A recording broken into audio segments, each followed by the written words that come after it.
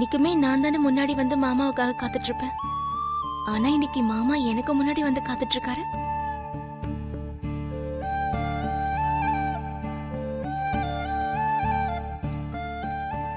மாமா வந்துட்டியா? என்னாச்சு மாமா? நான் பக்கத்துல வந்து நின்னது கூட கவனிக்காம அப்படி என்ன யோசனையில இருக்கீங்க? ஜனங்க மத்தியில் நம்ம கம்பெனிக்கு கெட்ட பேர் ஏற்பட்டிருக்கு. பாதிக்கப்பட்ட குழந்தைங்களோட பேரண்ட்ஸ் அம்மா மேலேயும் நம்ம கம்பெனி மேலேயும் கேஸ் கொடுத்துருக்காங்க.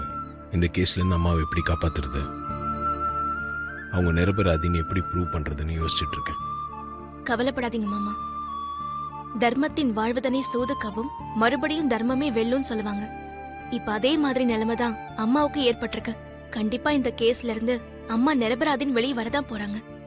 நீ மட்டும் சரியான நேரத்தில் அந்த பெயில் ஆர்டர் கொண்டு வந்து கொடுக்கலனா அம்மா அரெஸ்ட் ஆகிறத தடுத்து நிறுத்திருக்கவே முடியாது.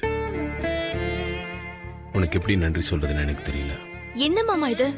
நான் ஏதோ மூணாவது மனுஷி மாதிரி எனக்கு நன்றி எல்லாம் சொல்றீங்க. எனக்கு இதெல்லாம் கொஞ்சம் கூட பிடிக்கல. ஓய், சரி ஓகே, தேங்க்ஸ் சொன்னது தப்பு தான். அதுக்காக இப்படி முகத்தை திருப்பிக்கிட்டே எப்படி? இங்க பாரு.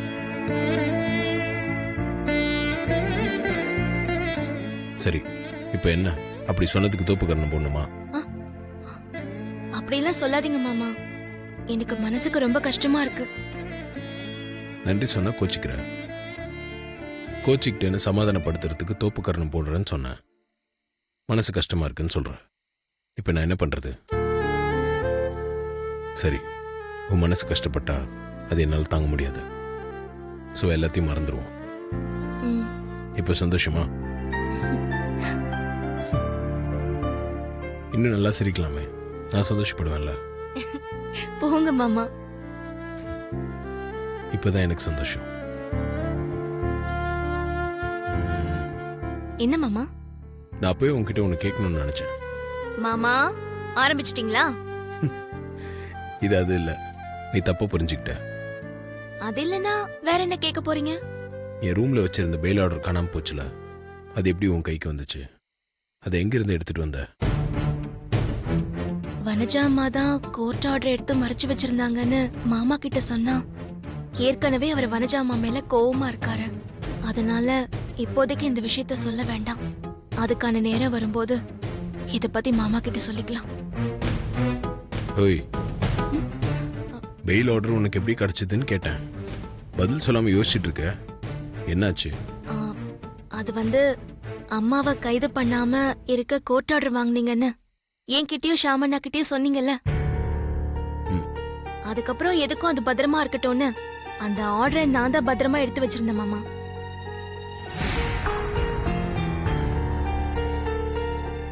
என்ன மாமா யோசிக்கிறீங்க? நான் சொல்றதுல உங்களுக்கு நம்பிக்கை இல்லையா? அப்படிலாம் ஒண்ணும் இல்லை.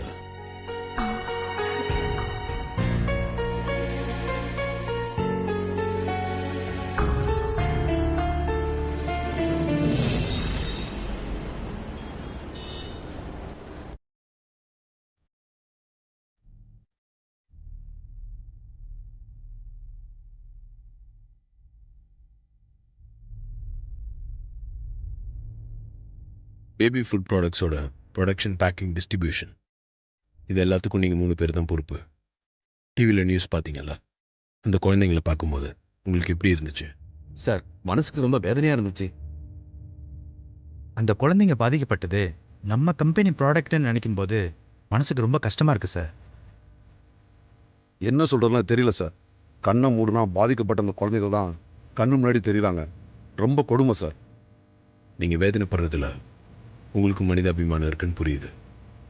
ஆனால் இது நடந்தது நம்ம ப்ராடக்ட்டை யூஸ் பண்ணதால. ப்ராடக்ட்டை தயார் பண்ணுறதுலேருந்து பேக் பண்ணி டிஸ்ட்ரிபியூட் பண்ணுற வரைக்கும் நீங்கள் 3 பேர் தான் பொறுப்பு. ஸோ தப்பு எங்கே நடந்திருக்கு, யாரால் நடந்திருக்குன்னு எனக்கு தெரியணும். நீங்கள் எங்களை சந்தேகப்படுறீங்களா சார்? பொதுமக்களும் போலீஸும் நம்ம கம்பெனி மேலே சந்தேகப்பட்டு என் அம்மா மேலே கம்ப்ளைண்ட் பண்ணியிருக்காங்க. நாங்கள் எந்த தப்பும் பண்ணலை. அம்மா நிரபராதி நிரூபிச்சு அவங்களை இந்த கேஸ்லேருந்து வெளியே கொண்டு வரணும்.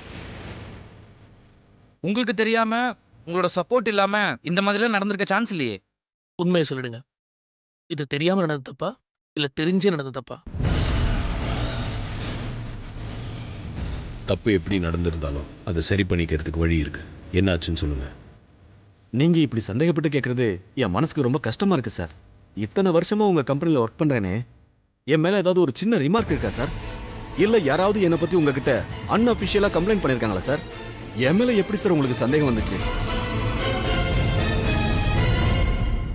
சார், எத்தனையோ வெளி கம்பெனில இருந்து எனக்கு ஆஃபர் வந்தது. ஆனா நான் உங்க கம்பெனில வேலை செய்யறத ரொம்ப பெருமையா நினைச்சு எங்கேயும் போகல சார். அப்படிப்பட்டனா நம்ம கம்பெனிக்கு துரோகம் பண்ணுவானா சார்? சார், உண்மையை சொல்லணும்னா நான் டிவியில் நியூஸ் பார்த்ததுல இருந்து நம்ம கம்பெனிக்கு இப்படி ஒரு கெட்ட பேர் வந்துருச்சேன்னு சொல்லி நான் சரியா சாப்பிடல, தூங்கல, மனசளவுல ரொம்ப உடஞ்சு போயிட்டேன் சார். என்னை பார்த்து நீங்க இப்படி சந்தேகப்பட்டீங்களா சார்? நீங்க யாருமே தப்பு பண்ணலைனா பால் பவுடர்ல எப்படி கெமிக்கல் மிக்ஸ் ஆச்சு, அதுவும் குறிப்பிட்ட ஏரியால மட்டும் டிஸ்ட்ரிபியூட் பண்ணிருக்கீங்க. அதானே, ஏதோ ஒரு தப்பு நடந்திருக்கு. உண்மை தானா வெளியே வந்துச்சுன்னா நல்லது. அதை நாங்க மட்டும் கண்டுபிடிச்சோம் அப்புறம் வேற மாதிரி ஆயிரும். நீங்க எங்களை இப்படி சந்தேகப்படுறதை விட உங்க கையால ஏதாவது தண்டனை கொடுத்துருங்க சார். அதை நாங்க சந்தோஷமா ஏத்துக்கிறோம். ஆமா சார், உங்க கையாலே எங்களுக்கு தண்டனை கொடுத்துருங்க சார். ஆமா சார், உங்க கையால எங்களுக்கு தண்டனை கொடுத்துருங்க. சரி, நீங்களும் போலாம். எதுனா தகவல் தெரிஞ்சா எனக்கு இன்ஃபார்ம் பண்ணுங்க. சரிங்க சார்.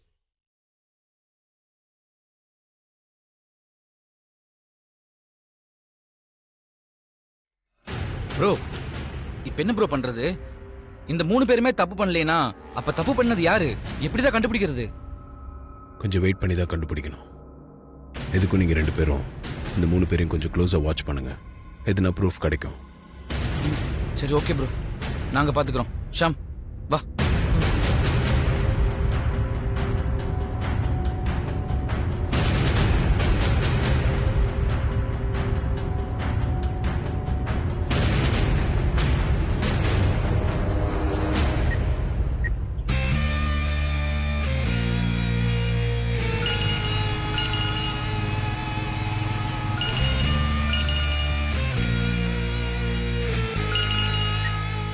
மேடம் சொல்லுங்க மேடம்.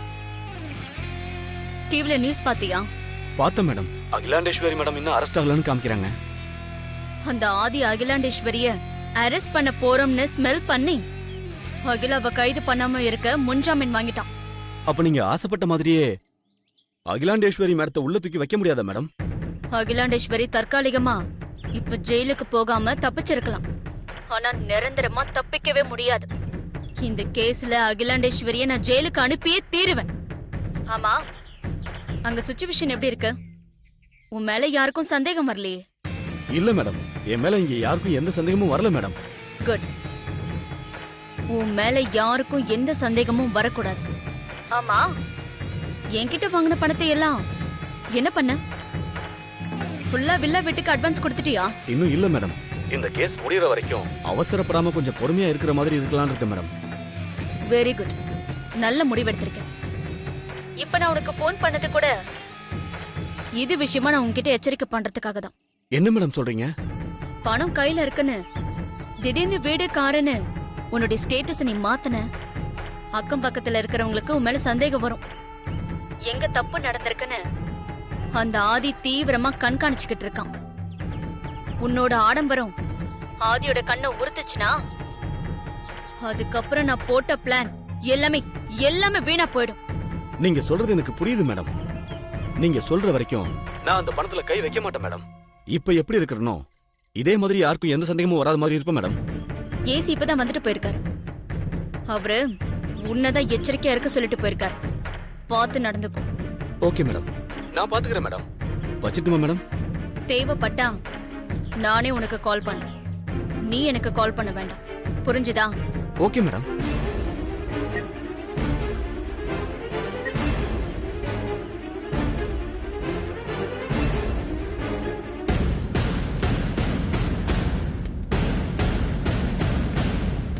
ப்ரோ, என்னடா இந்த 3 பேரையும் ஃபாலோ பண்ணீங்களா? எதுனா தெரிஞ்சுதா? ப்ரோ, நாங்க 2 பேர் மட்டும் இல்ல ப்ரோ, எங்களுக்கு தெரிஞ்ச டிடெக்டிவ் மூலியமா அந்த 3 பேரையும் நல்லா வாட்ச் பண்ணிட்டோம். நீ சொன்ன மாதிரி அவங்க கிட்ட எந்த மாற்றமே தெரியல ப்ரோ. 3 பேரோட ரொட்டீன் லைஃப்ல எந்த சேஞ்சும் கிடையாது. அவங்க ஃபேமிலியை கூட க்ளோஸா வாட்ச் பண்ணிட்டோம். எந்த ஒரு மாற்றமும் இல்ல. எப்பவும் போல நார்மலா தான் இருக்காங்க. 3 பேரோட ஃபேமிலியில புதுசா ஏதாவது பைக் இல்ல அவங்க பசங்களுக்கு ஐபோன் இந்த மாதிரி எதனா வாங்கியிருக்காங்களான்னு பாத்தீங்களா? ப்ரோ, அதெல்லாம் நல்லா க்ளோஸா வாட்ச் பண்ணிட்டோம் ப்ரோ. நீ சொன்ன மாதிரி எந்த ஒரு பொருளுமே அவங்க வாங்கல. இந்த மாதிரி ஏதாவது வேலை செஞ்சு பணம் வந்தா பெரும்பாலும் அந்த பணத்தை நிலத்திலயோ நகையிலயோ போடுவாங்க. அதனால அந்த கோணத்திலயும் நாங்க விசாரிச்சு பார்த்துட்டோம். 3 பேரும் நிலம் நகை வாங்கல, வசதியான வீடு பார்த்தும் குடி போல ஆதி.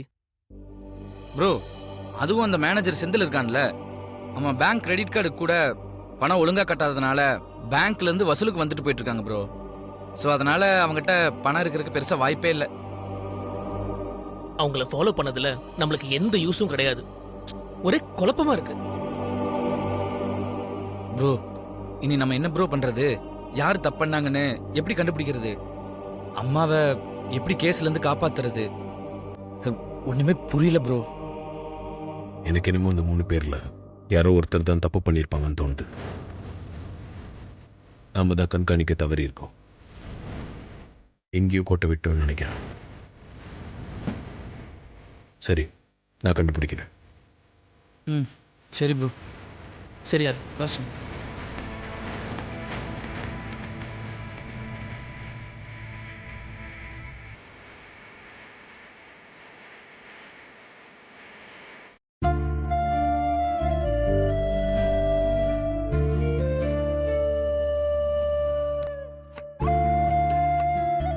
பார்வதி, பெரியா, ஒரு புதினா டீ போட்டு ரூம்க்கு எடுத்துட்டு வரியா? சரிங்க பெரியா.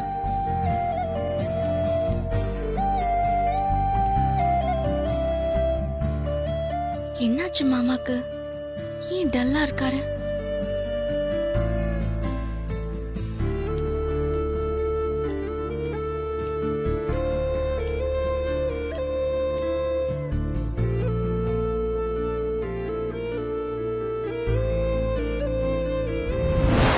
நாங்க 2 பேர் மட்டும் இல்ல ப்ரோ, எங்களுக்கு தெரிஞ்ச டிடெக்டிவ் மூலியமா அந்த 3 பேரையும் நல்லா வாட்ச் பண்ணிட்டோம். நீ சொன்ன மாதிரி அவங்க கிட்ட எந்த மாற்றமே தெரியல ப்ரோ.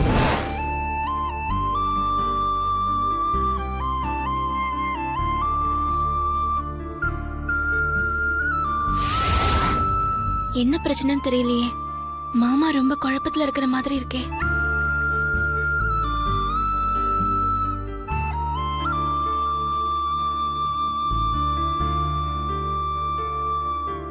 மாமா, டீயா? அதை அப்படியே வச்சிரு.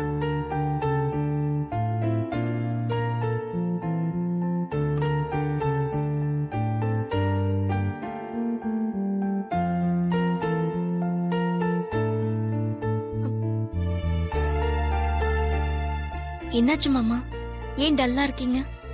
இல்ல, ஒரு விஷயத்தை கெஸ் பண்ண, அது மிஸ் ஆயிடுச்சு. அதான் யோசிச்சுட்டு இருக்கேன். என்ன மாமா சொல்றீங்க?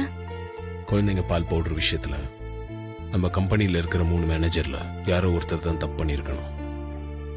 அது யாருன்னு கண்டுபிடிச்சிட்டா அம்மாவை கேஸ்ல இருந்து காப்பாத்திரலாம். அருண் ஷாம் கிட்ட சொல்லி அவங்க 3 பேரையும் வாட்ச் பண்ண சொன்னேன். ஆனா அவங்க யாரும் தப்பு பண்ண மாதிரி தெரியலன்னு சொல்றானுங்க. ஆனா என் உள் மனசு சொல்லுது அந்த 3 பேர்ல யாரோ ஒருத்தர் தான் தப்பு பண்ணியிருக்கணும்னு. உங்க உள் மனசு சொன்னா நிச்சயம் அது சரியாதான் இருக்கும் மாமா. அந்த 3 பேர்ல தப்பான ஆள் யாருன்னு கண்டுபிடிக்கணும். அதை பத்தி தான் யோசிச்சுட்டு இருந்தேன். சரி, டீ ஆறிட்டு இருக்கு மாமா. நீங்க டீ குடிச்சிட்டு யோசிச்சு பாருங்க, நானும் யோசிக்கிறேன்.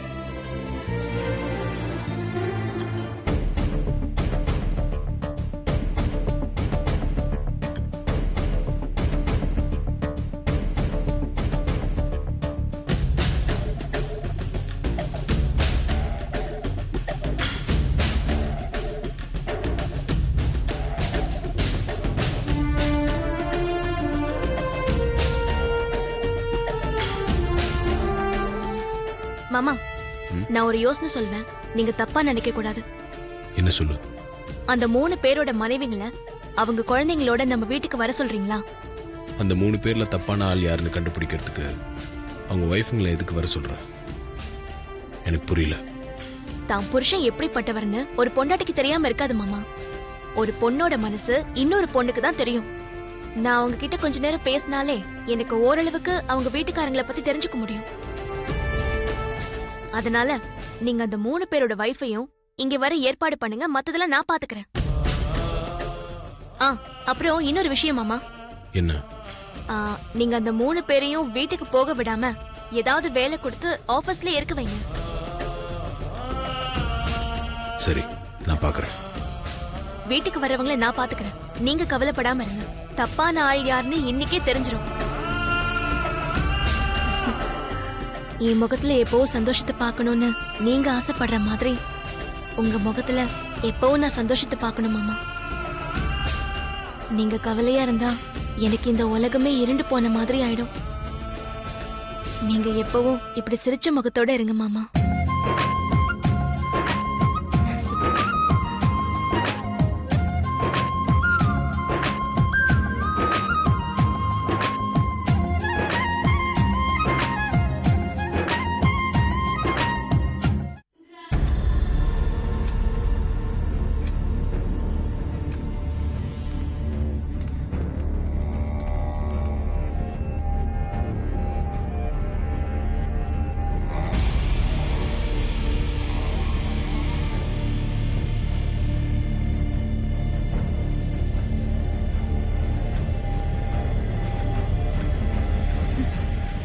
அந்த சமையல்காரி மட்டும் அந்த பேல் ஆர்டர் எடுத்து ஒளிச்சு வைக்காம இருந்திருந்தா இந்நேரத்துக்கு அகிலாண்டேஸ்வரி கையில விலங்கு மாட்டி தெரு தெருவா இழுத்துட்டு போக வச்சிருப்பேன். இப்படி ஆசையில மண்ணள்ளி போட்டாளே. ஆமா அத்த, ஆதி மாமா ரூம்ல இருந்த பேல் ஆர்டரை நீங்க தான் எடுத்து மறைச்சு வச்சீங்கன்ற உண்மைய பார்வதியே ஆதி மாமா கிட்ட சொல்லல. ஏன் நீ போய் சொல்ல வேண்டியதானே? எருமை கேள்வி கேக்குறா பாரு. ஆண்டி, உமாக்கு இருக்கிற அதே சந்தேகம் தான் எனக்கும் இருக்கு. பார்வதிய ஆதிக்கிட்ட இன்னும் உண்மை சொல்லல. என்ன மித்ரா நீயும் இப்படி கேள்வி கேக்குற? அந்த சமையல்காரி ரொம்ப நல்லவ. அவளால இந்த ஆதிக்கடவர் குடும்பத்துக்கு எந்த பிரச்சனையும் வந்துடக்கூடாதுன்னு கண்ணும் கருத்துமா இருப்பா. அதனாலதான் அவ இந்த விஷயத்த ஆதிக்கிட்ட சொல்லாம இருந்திருப்பா.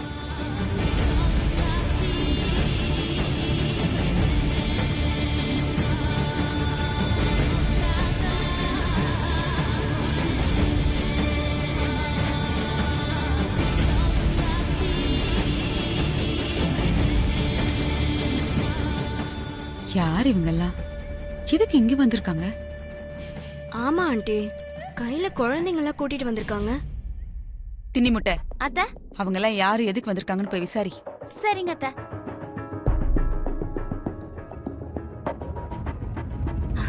வாங்க வாங்க. வணக்கம் வணக்கம் வணக்கம். இந்த சமையல்காரி முந்திரி கொட்டை மாதிரி வந்து அவங்க கிட்ட பேசிட்டு இருக்கா. யார் இவங்கெல்லாம்? என்ன நடக்குது இங்க?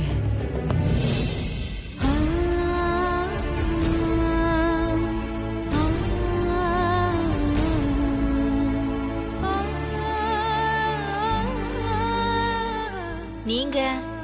என் பேரு பார்வதி. நீங்க வரப்போறதா பெரியயா சொன்னாரு. பெரியய்யா சொன்னாரா? இவங்க வரப்போத பத்தி சமையல்காரி கிட்ட முன்னாடியே ஆதி சொல்லிருக்கானா? இதுல என்னமோ இருக்கு. ஆமா ஆண்டி, நானும் அப்படிதான் நினைக்கிறேன். கொஞ்சம் இருங்க. நீங்க வந்திருக்கிற விஷயத்த நான் போய் பெரியயா கிட்ட சொல்லிட்டு வரேன். பெரியாவே வந்துட்டாரு.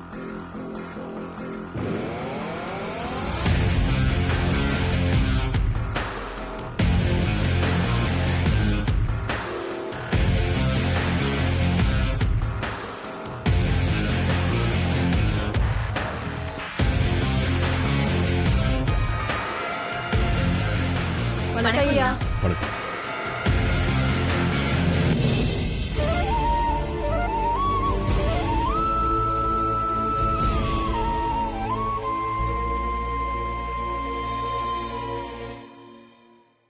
பார்வதி, பெரியா, இவங்களை உட்கார வச்சு குடிக்க எதுனா கொடு.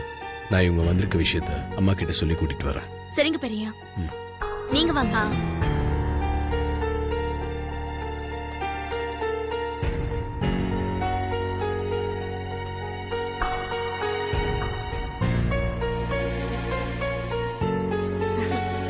உட்காருங்க. நல்ல பையனா சேர்ல அமைதியா உட்காரணும். என்ன